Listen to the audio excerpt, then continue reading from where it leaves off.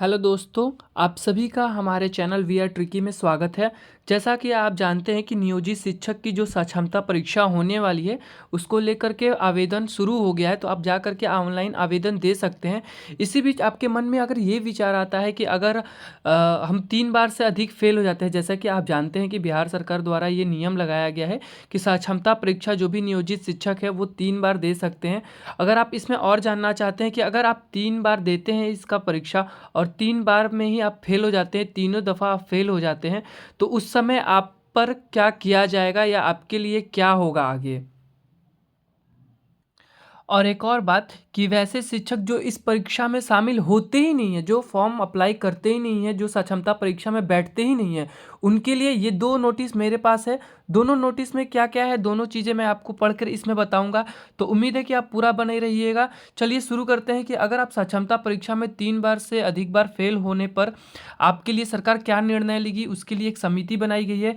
ये आज के पेपर का कटिंग है, जैसा कि आप देख सकते हैं। चलिए इसमें क्या सरकार आपके लिए कहती है वो समझते हैं। नियोजित शिक्षकों की सक्षमता परीक्षा को लेकर शिक्षा विभाग के अपर मुख्य सचिव के पाठक की अध्यक्षता में कमेटी गठित की गई है। ठीक है। सक्षमता परीक्षा में 3 बार परीक्षा देने पर उत्तीर्ण नहीं होने वाले अथवा इसमें शामिल नहीं होने वाले नियोजित शिक्षकों पर विचार करने के लिए यह समिति बनाई गई है।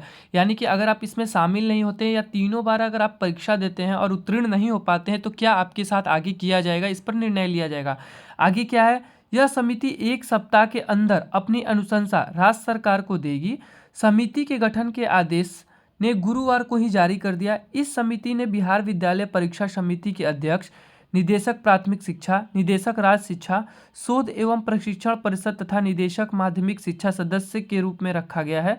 मालूम हो कि बिहार विद्यालय विशिष्ट शिक्षक नियमावली जो 2023 में हुआ था, इसका प्रावधान इसमें यह किया गया था कि जो शिक्षक सक्षमता परीक्षा में 3 बार के अवसर मिलने पर भी उत्तीर्ण नहीं होते हैं, अगर आप, जैसा कि हमने बताया।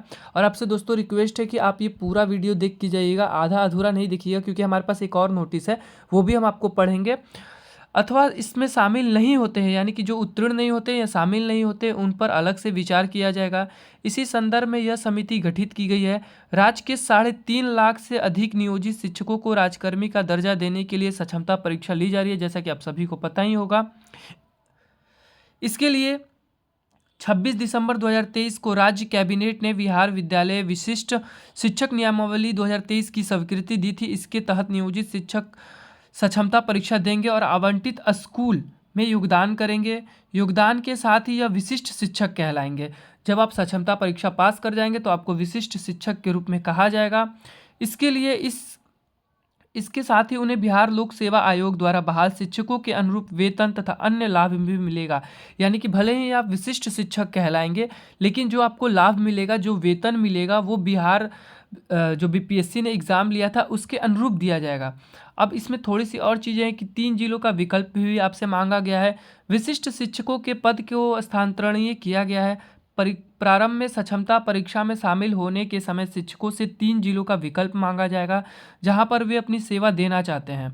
जैसे कि आप सभी को पता होगा कि अगर आप अभी फॉर्म अप्लाई कर रहे होंगे तो उसमें आपको ऑप्शन मिल जाएगा जहां पर वे अपनी सेवा देना चाहते हैं। सक्षमता परीक्षा में उन्हें मेधा क्रमांक के आधार पर उन्हें उनके द्वारा विकल्प वाले जिले में पदस्थापित किया जाएगा।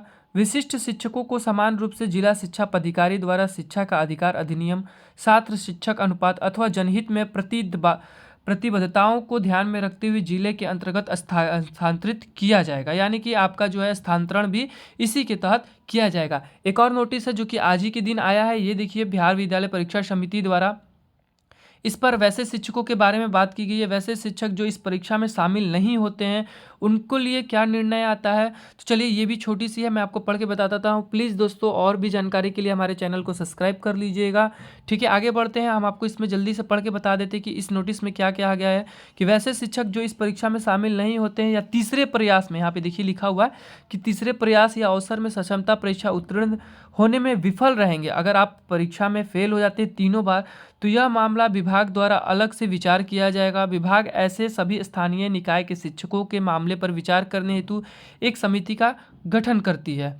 ठीक है, जैसा कि हमने पेपर को कटिंग में भी आपको बताया था। दूसरा पॉइंट क्या है, जल्दी से देख लेते हैं। वैसे शिक्षक जो सक्षमता परीक्षा में शामिल नहीं होते अथवा तीसरे प्रयास, वही चीज़ है के संबंध में अनुशंसा करने के लिए समिति का गठन किया गया है और समिति के अध्यक्ष बनाए गए हैं अपर मुख्य सचिव शिक्षा विभाग के अध्यक्ष हैं। फिर उसके बाद ये देख सकते हैं 5 नाम है, 5 सदस्यीय टीम है जिसमें आपके सदस्य होंगे जो निर्णय करेंगे कि इन पर आगे विचार क्या किया जाए। तो दोस्तों ऐसे ही खबरों के लिए, ऐसे ही जानकारी के लिए आप हमारे चैनल को सब्सक्राइब कर दीजिएगा और कोई भी रिलेटेड चीज़ें हो और भी पूछनी हो तो प्लीज़ कमेंट कर दीजिएगा। इस चैनल को ज़रूर सब्सक्राइब कर लीजिएगा क्योंकि जैसे ही कोई न्यू नोटिस आती है हम आपको इन्फॉर्म कर देते हैं। तो आपसे रिक्वेस्ट रहेगी कि ये जानकारी जो हमने आपको दी है, अगर आपको लगता है कि आपके काम की है, आपकी सक्षमता परीक्षा से जुड़ी हुई है, तो इसे अपने और भी जो शिक्षक होंगे उनको शेयर कीजिएगा, अपने ग्रुप में शेयर कीजिएगा ताकि उन्हें भी जानकारी हो सके कि आगे क्या होगा इसके बारे में। फिर मिलते हैं नए अपडेट के साथ, तब तक सब्सक्राइब कीजिएगा। थैंक